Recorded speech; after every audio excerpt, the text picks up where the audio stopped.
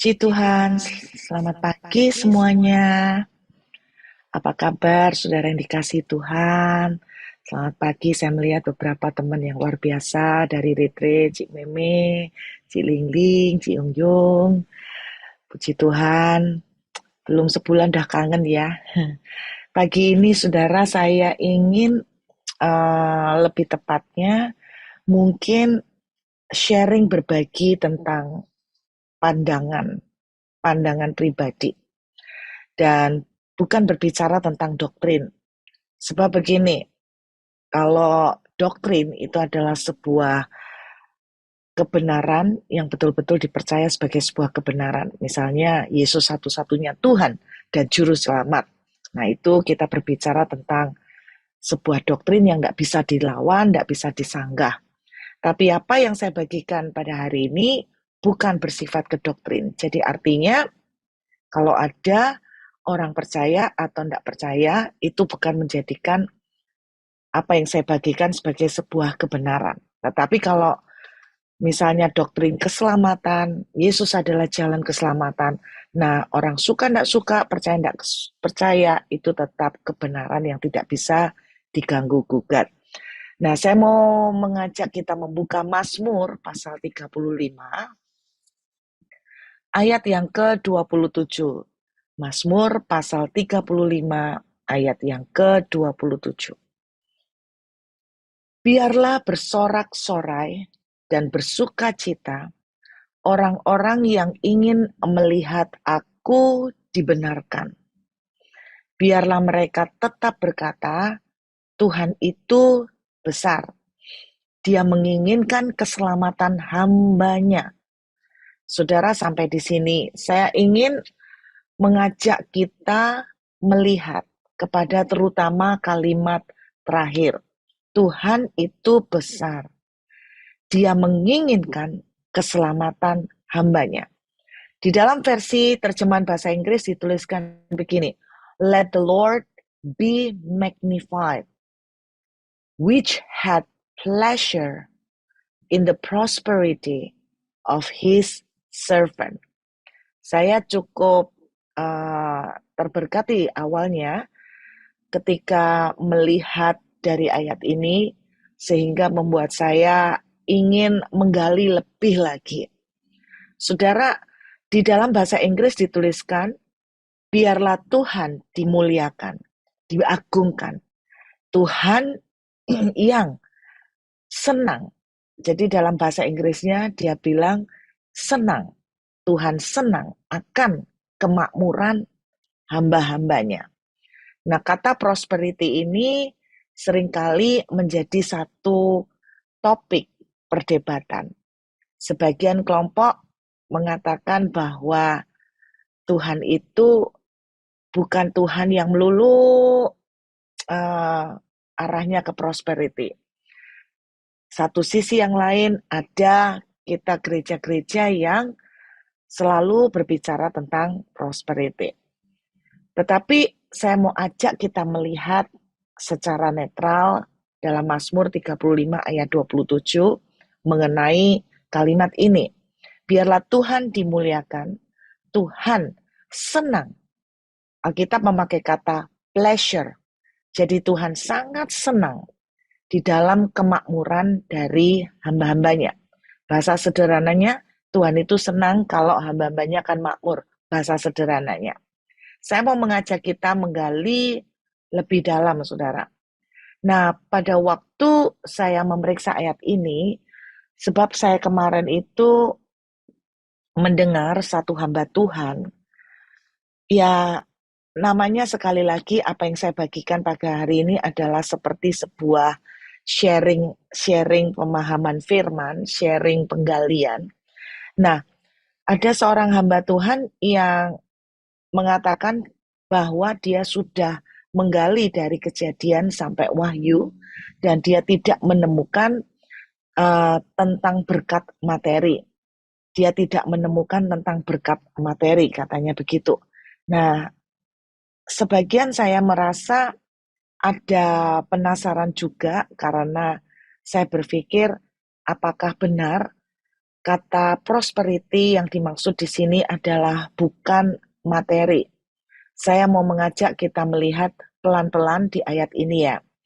Nah, saya menemukan dari bahasa aslinya, saudara. Di dalam bahasa aslinya, ternyata saya menemukan beberapa pengertian dari prosperity. Betul, ternyata kata prosperity yang ada dipakai di sini itu mempunyai beberapa pengertian. Nah, kata prosperity yang dipakai di sini adalah dari kata bahasa Ibraninya adalah shalom. Jadi kata yang dipakai adalah shalom. Nah, itu yang saya temukan memang. Jadi kata prosperity yang dimaksud di sini, ternyata kalau bahasa Indonesia kan menerjemahkan kemakmuran, ternyata di dalam bahasa Ibraninya adalah shalom. Nah, tetapi saya berusaha untuk menggali lebih dalam, sebenarnya apa sih kata shalom itu pengertiannya. Sebetulnya kata shalom itu pengertiannya apa? Salah satu pengertian dari kata shalom adalah memang shalom itu sendiri, yaitu damai sejahtera, kondisi damai sejahtera. Kalau dipikir-pikir, saya memang mempercayai bahwa adalah kehendak Tuhan. Tuhan itu sangat senang sekali dengan kedamaian atau kondisi damai sejahtera dari hamba-hambanya. Saya percaya Tuhan kepengen kita semua itu memiliki damai sejahtera. Saya pengen Tuhan itu ada kedamaian di dalam kehidupan anak-anaknya. Salah satu contoh misalnya, yuk kita lihat dalam Yohanes pasal yang ke-17, saudara. Kita lihat, dalam Yohanes pasal 17 ayat 21, ditunjukkan di situ bahwa Tuhan itu sendiri berdoa. Sebelum dia masuk ke dalam penyaliban, Tuhan Yesus sendiri berdoa supaya murid-muridnya itu hidup dalam kesatuan. Ada kedamaian, nggak perang, ada ketenangan. Jadi dalam Yohanes pasal 17 ayat 21 kita bisa melihat bahwa hati Tuhan selalu berbicara tentang ke arah kedamaian, ke arah damai sejahtera. Sebuah contoh yang lain kita bisa melihat dalam Roma pasal yang ke-12. Ayo kita lihat sebentar, saudara. Roma pasal yang ke-12. Nah, kalau kita bisa melihat ini, Roma pasal 12, kita lihat ayat yang ke-18. Roma pasal 12, ayat yang ke-18. Sedapat-dapatnya, kalau hal itu bergantung padamu, hiduplah dalam perdamaian dengan semua orang. Jadi ternyata kita tahu bahwa dalam Roma pasal 12 ayat 18, jelas sekali surat ini juga mengajak kita untuk sedapat-dapatnya itu kita nggak musuhan. Sedapat-dapatnya itu kita ngalah. Sedapat-dapatnya ya kita merendah. Sedapat-dapatnya kita itu mengampunin, mendamaikan. Kita melihat contoh yang lain di dalam Matius pasal yang kelima. Matius pasal yang kelima, saudara. Dalam Matius pasal 5, ayat yang ke-23, nah kita bisa melihat konfirmasi ini. Sebab itu, jika engkau mempersembahkan persembahanmu di atas mezbah, dan engkau teringat akan sesuatu yang ada dalam hati saudaramu. Jadi Alkitab sampai mengajar gini, engkau teringat saudaramu itu ada satu masalah. Engkau ingat saudaramu itu punya ganjelan terhadap engkau. Jadi bukan kitanya yang ada ganjelan. Orang lain pun yang punya ganjelan dan kita ingat orang lain itu punya ganjelan. Tuhan mengajak kita untuk sampai ngebelain untuk meninggalkan persembahan. Untuk kemudian apa meninggalkan persembahan? Kita berdamai dulu dengan orang tersebut. Nah, saudara bisa lihat bahwa hati Tuhan selalu kepengen kita itu hidup dalam kedamaian, dalam unity, dalam kesatuan. Nah, saya berdoa VOW juga akan terus hidup dalam kedamaian dalam kesatuan. Berapa banyak gereja itu pecah, saudara, karena kita selalu merasa lebih baik, kita merasa lebih benar, kita merasa lebih, sehingga gereja itu tidak bisa tinggal tetap dalam kesatuan. Nah, biarlah kita selalu hidup dalam kedamaian karena memang ini hatinya Tuhan. Ada contoh yang lain, kita lihat dalam Matius pasal yang ke-7. Matius pasal yang ke-7 ayat 21, kita akan melihat sampai 23. Matius pasal 7 ayat 21 sampai 23. Bukan setiap orang yang berseru kepadaku Tuhan, Tuhan akan masuk ke dalam kerajaan surga, melainkan dia yang melakukan kehendak Bapa-Ku yang di surga. Pada hari terakhir, banyak orang akan berseru kepadaku, Tuhan, bukankah kami bernubuat demi namamu, dan mengusir setan demi namamu, dan mengadakan banyak mujizat demi namamu.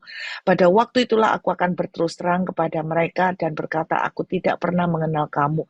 Enyala daripadaku kamu sekalian pembuat kejahatan. Nah, saudara, kalau kita bisa melihat bahwa memang hati Tuhan senang dengan shalom di anak-anaknya. Hati Tuhan selalu ingin anak-anaknya itu hidup damai, suka ngampunin, suka ngalah. Saudara, ini pun merupakan kita tahu satu kehendak Tuhan. Jadi jangan kita mengartikan bahwa kehendak Tuhan itu cuma bicara pelayanan, tapi ternyata kehendak Tuhan itu juga seperti yang kita lakukan ini. Ketika kita disakiti, kita ngampunin. Bahkan sekalipun ketika kita itu tidak ada masalah menurut Matius pasal 5, tapi kita ingat ada orang lain yang punya ganjelan sama kita. Maka yang terjadi adalah bahwa ketika orang lain punya ganjelan, Alkitab menuliskan, kamu sisihin dulu perjamuan. Kamu sisihin dulu perjamuan itu, persembahan itu, kamu sisihkan dulu pelayanan itu, mesbah itu, kemudian kamu tinggalkan untuk menyelesaikan. Berarti jelas sekali dalam Matius pasal 5, bagi Tuhan, shalom itu lebih penting daripada sekedar persembahan. Bagi Tuhan, shalom itu lebih penting dari sekedar pelayanan. Karena ketika kita bisa berdamai, ketika bisa ngampuni, ketika kita bisa mengalah, itu merupakan kehendak Tuhan dan Tuhan senang dengan shalom dari anak-anaknya. Jadi saudara percayalah, kalau saudara ngampuni, Tuhan senang. Kalau saudara ngalah, Tuhan senang. Bahkan saudara tahu ada orang yang punya ganjelan, saudara tidak ada apa-apa, saudara berdamai dengan dia, saudara menyelesaikan dengan dia, Tuhan senang. Itu yang dikatakan dari kata prosperity. Tuhan senang dengan bahasa Indonesia menulis kesejahteraan, bahasa Inggrisnya menuliskan prosperity, bahasa aslinya salah satu pengertiannya memang kata yang dipakai adalah shalom. Shalom itu selain artinya shalom, damai, ternyata saya menemukan juga artinya shalom adalah wellness. Wellness. Saudara, apa artinya wellness? Wellness artinya adalah kondisi fisik yang sehat. Wellness itu adalah kondisi yang fisik yang sehat. Nah, di Australia itu banyak klinik-klinik tulisannya wellness clinic. Jadi wellness clinic itu berbicara tentang kondisi fisik yang fit, yang sehat. Saya ajak kita lihat Matius pasal yang ke-8, ayat yang ke-17. Matius pasal 8 ayat yang ke-17. Hal itu terjadi supaya genaplah firman yang disampaikan oleh Nabi Yesaya. Dialah yang memikul kelemahan kita dan menanggung penyakit kita. Saudara, jelas sekali kita melihat di ayat ini bahwa waktu Yesus mati di atas kayu salib, saudara, waktu Yesus mati di atas kayu salib, itu dia menanggung salah satunya bukan cuma dosa. Kalau menurut ayat ini, jelas sekali Yesus menanggung penyakit saudara dan saya. Nah, di Alkitab, kita lagi kembali ke Mazmur tadi. Mazmur tadi berarti kalau boleh diterjemahkan, Tuhan senang dengan kondisi sehat dari hamba-hambanya. Tuhan senang hamba-hambanya itu sehat.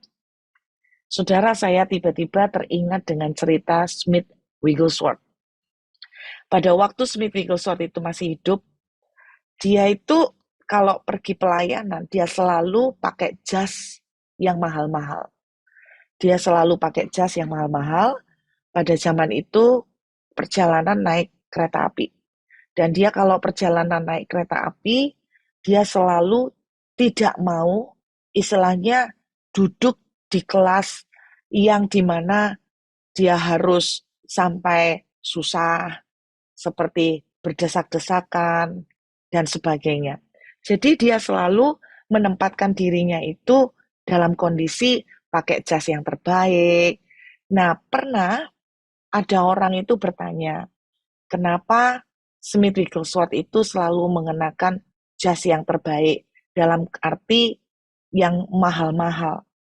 Apakah yang terbaik itu yang mahal? Belum tentu, tetapi dia bilang bahwa bukan karena mahalnya, tetapi karena nyaman. Jadi jas yang dia pakai itu nyaman banget gitu loh. Nah, seringkali kita itu mengejudge orang, menghakimi orang, karena dia berpakaian yang dalam tanda kutip mungkin bermerek, saudara. Tetapi tidak semuanya seperti itu karena lomba branded. Tidak semuanya seperti itu. Apa yang terjadi pada Smith Wigglesworth, dia tuh sharing bahwa dia itu ngomong, aku ini harus betul-betul menjaga badanku itu terbaik. Sebab apa? Aku ini harus masih melayani Tuhan. Aku masih harus melayani Tuhan, sehingga aku betul-betul harus menjaga kondisi tubuhku itu dengan baik. Nah, mungkin kita tuh berpikir, menjaga tubuh ada hubungannya dengan jas bermerek. Nah, saudara bisa bayangkan, kalau kita itu pakai pakaian yang tidak comfortable, yang tidak nyaman, itu seringkali juga ngaruh loh. Mungkin kita ini gampang keringetan ketika panas dan sebagainya, sehingga kemudian muncul misalnya ruam kulit. Nah, itu yang dimaksud sama Smith Wigglesworth. Jadi, dia bukan memilih soal brandednya, tetapi dia memilih pakaian yang betul-betul nyaman karena dia mau menjaga tubuhnya dengan terbaik.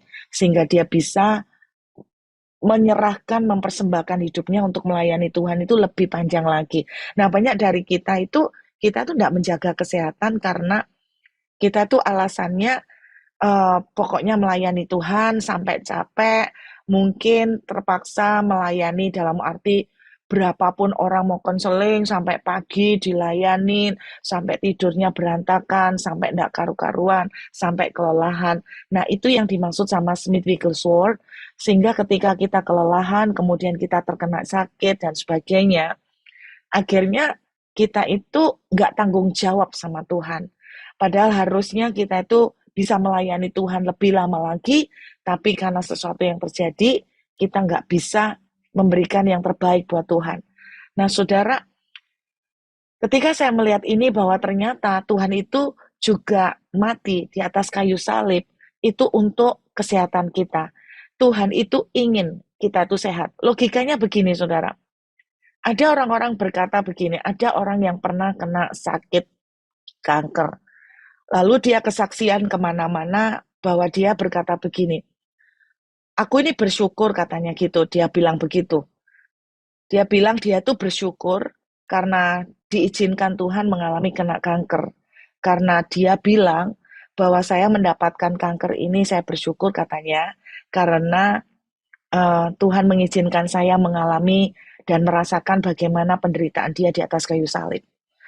Nah, ini secara personal ya, secara pribadi, saya memandang itu ada sesuatu yang aneh secara pribadi. Seakan-akan Tuhan itu mau kita merasakan penderitaan dia pada waktu disalib.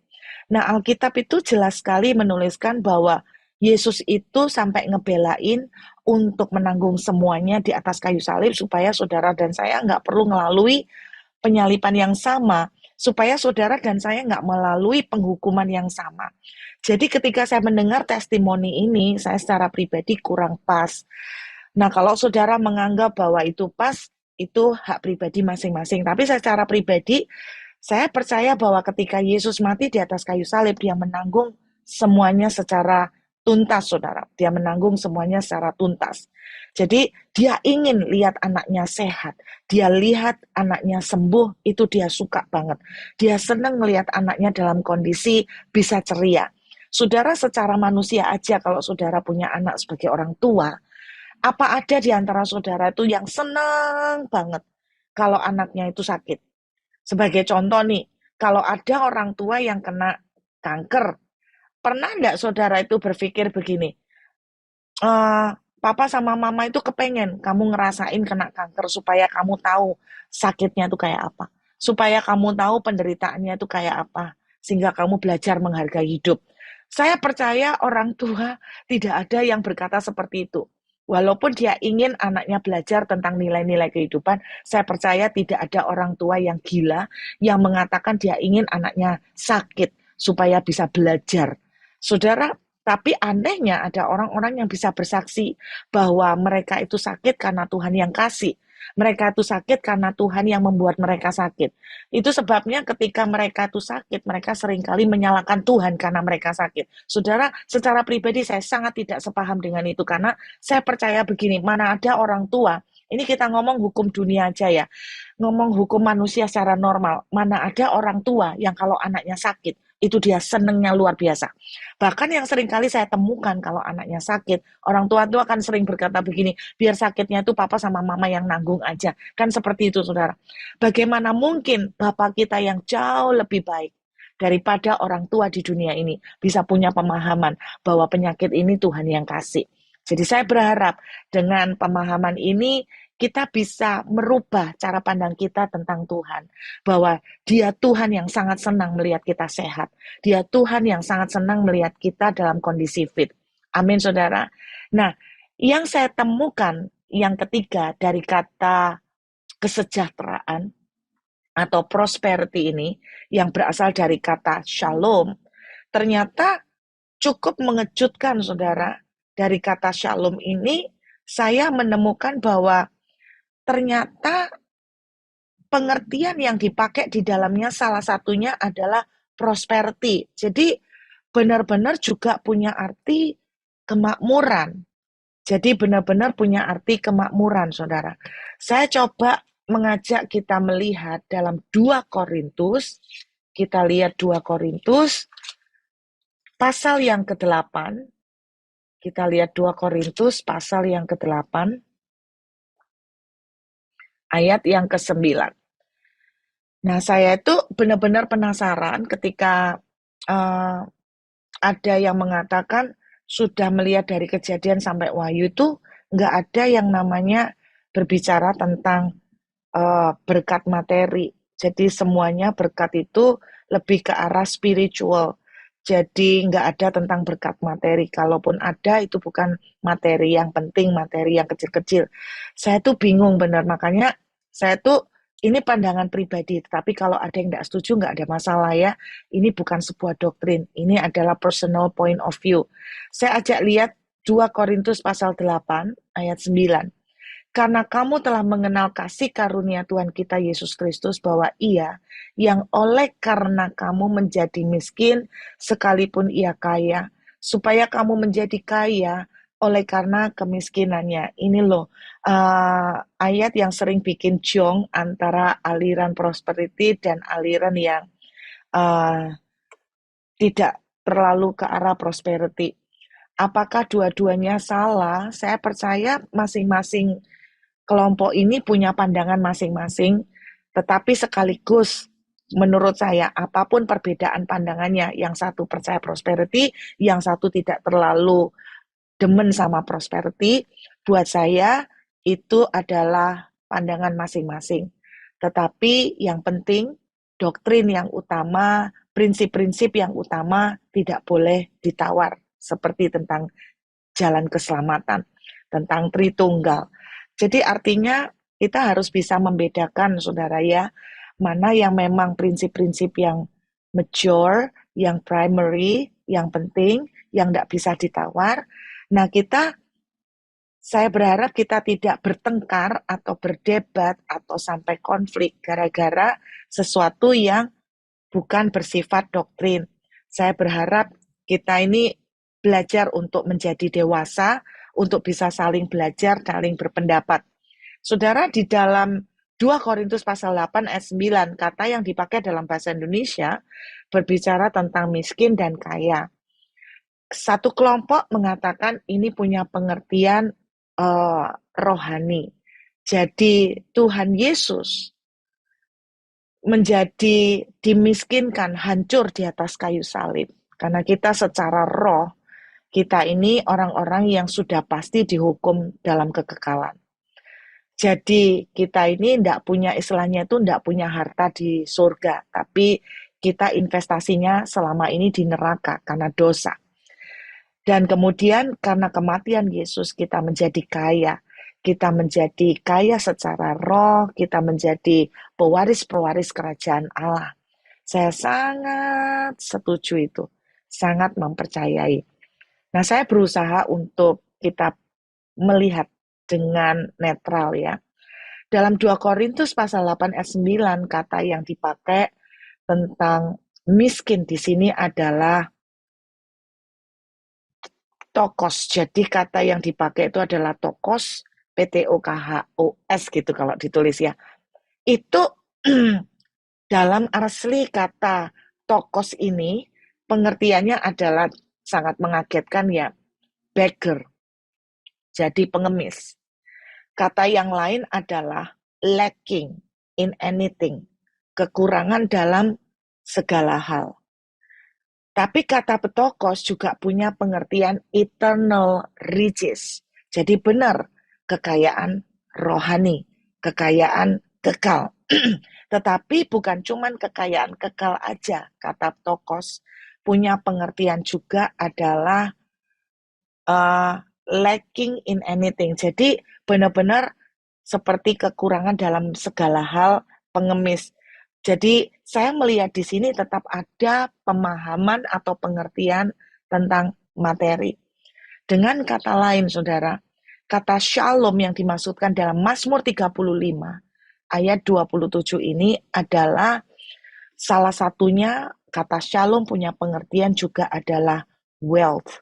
Jadi selain kedamaian, damai sejahtera, dia juga punya pengertian wellness, kondisi kesehatan, dia juga punya pengertian wealth.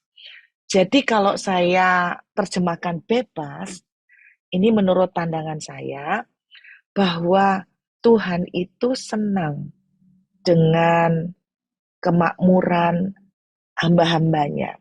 Kalau kita lihat lagi secara manusia, saya percaya begini, kalau tadi tidak ada orang tua yang menginginkan anaknya sakit kanker, demi kepentingan supaya anaknya ngerasakan penderitaan papa mamanya dulu. Tapi saya percaya juga bahwa Tuhan sebagai papa juga menginginkan lihat anak-anaknya sukses, lihat anak-anaknya makmur. Saya yakin papa dan mama di dunia ini, saudara sebagai orang tua, pasti dong, saudara kalau saya tanya satu-satu, saudara kan bilang begini, saya kepengen anak saya sukses. Saya kepengen anak saya hidupnya happy. Ya mungkin ada orang tua yang bilang begini, ya mungkin saya nggak sampai muluk-muluk anak saya harus kaya. Tapi paling tidak saudara kan berkata begini, dia kecukupan, dia cukup lah, yang penting dia happy. Saya nggak percaya ada orang tua yang berkata begini, saya tuh kepingin anak saya besok itu hidupnya banyak utangnya. Mau bayar apa-apa itu nggak bisa. Saya kepingin anak saya itu ya jadi pengemis lah. Saya percaya nggak ada orang tua yang menginginkan demikian. Kalau Anda setuju bahwa orang tua di dunia aja tidak menginginkan seperti itu, pernahkah kita juga berpikir bahwa Bapa kita yang di surga juga selalu menginginkan yang terbaik? Bapa kita juga ingin anak-anak kita berhasil, Bapak kita juga ingin menginginkan anak-anaknya itu sehat, anak-anaknya diberkati, anak-anaknya selalu ada shalom. Dengan kata lain, Bapak kita ingin semua berkat yang terbaik kita alami. Amin, saudara. Saya berharap hari ini kita bisa melihat bahwa kita punya Bapa yang baik dan luar biasa. Yuk, kita akan berdoa terlebih dahulu, saudara. Kita akan mengucap syukur. Saya nanti meminta tolong salah seorang dari pengurus untuk membantu perjamuan kudus. Yuk kita berdoa sama-sama sekali lagi sebelum saya menyerahkan kepada pendoa syafaat. Terima kasih Tuhan untuk firman-Mu hari ini. Biarlah kebenaran firman-Mu boleh menjadi sesuatu yang menyegarkan di dalam roh dan jiwa kami. Kami ucap syukur, segala hormat dan kemuliaan hanya bagi Tuhan Yesus selama-lamanya. Amin.